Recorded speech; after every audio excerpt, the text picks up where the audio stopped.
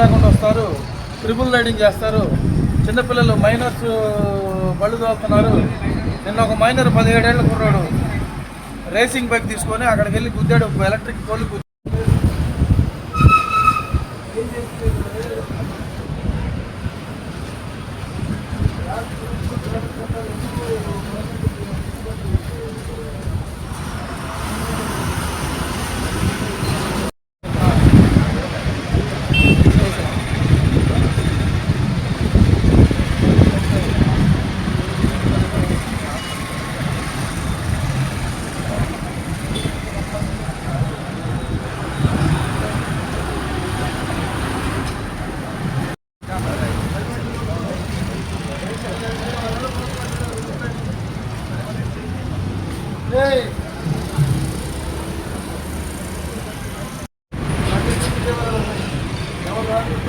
ఎవరైనా హెల్మెట్ పోతే ఇన్సూరెన్స్ రాదు, యాక్సిడెంట్ అయితే 50 లక్షలు 40 లక్షలు అది కూడా రావు.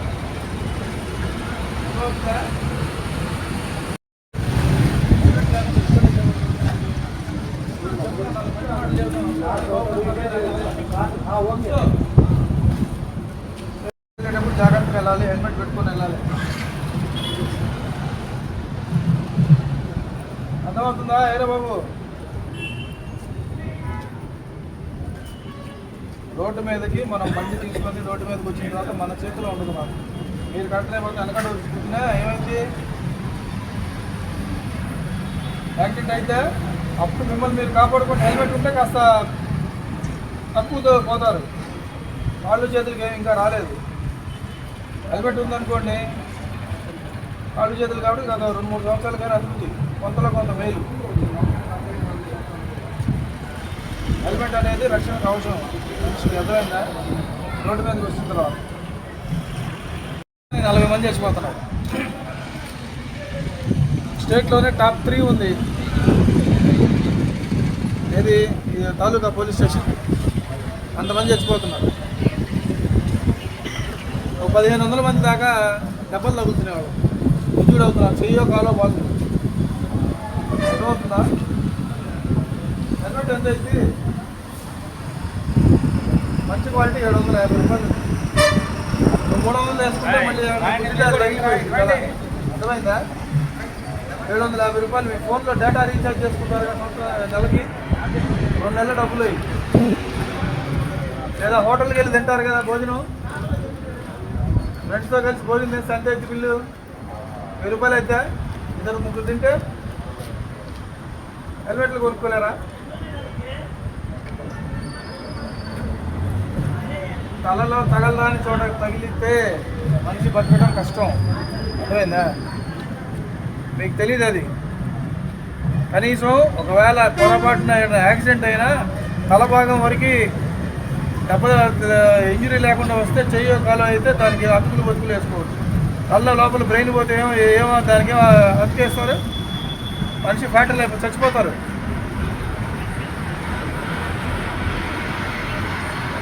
ఇప్పుడు ఇంతమంది ఉన్నాం, 20 మందికి 4 నుంచి కూర్చొని ఎందుకు మేము డ్రైవ్ కండక్ట్ చేస్తున్నాం? మీ మంచికే కదా, మాకేమైనా ఎక్స్ట్రా ఏమైనా వస్తుందా? జీతం రాదు కదా, మీ మంచి కోసమే కదా, యాక్సిడెంట్లు తగ్గించాలనే కదా మా ప్రయత్నం. మరి మీ సైడ్ నుంచి కూడా కోఆపరేషన్ ఉండాలి కదా.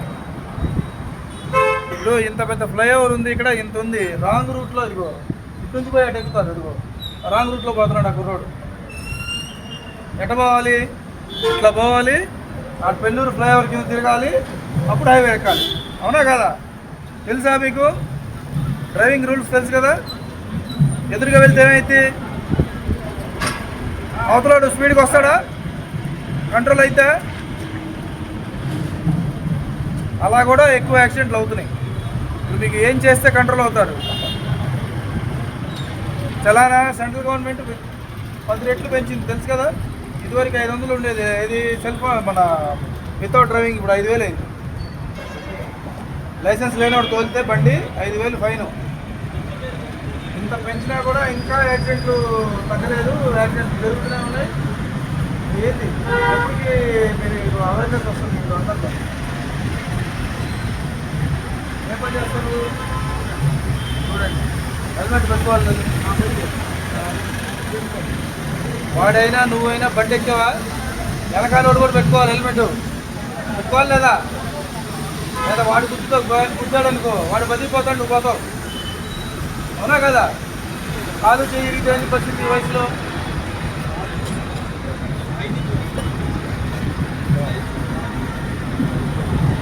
నా పిల్లలు నవ్వుతున్నాడు.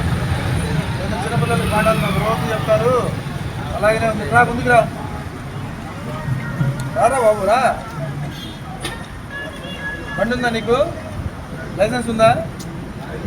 అది అందుకు నవ్వుతున్నాడు. రా ఇట్రా, రా బాబు రావాయా. ఏ కాలేజీ?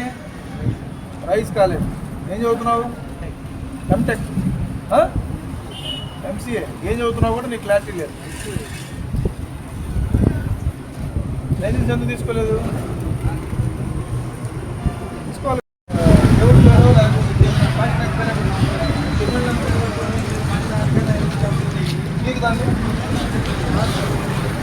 నీకు గోర్లు పెట్టి నీకు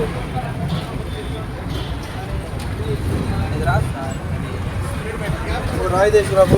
రాయో ఏదన్నా ప్లేడో తీసుకొని పోయి దాన్ని గీక్ దగ్గర తీసుకోవచ్చు. బండి అది నా బండి కూడా ఏంది బండి?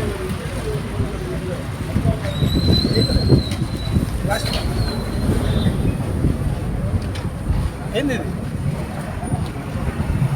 ఇది వేసుకున్నావు సరే, ఓకే, స్టిక్కరు. ఇదేంది? వెనకాల నెంబర్ ఏది?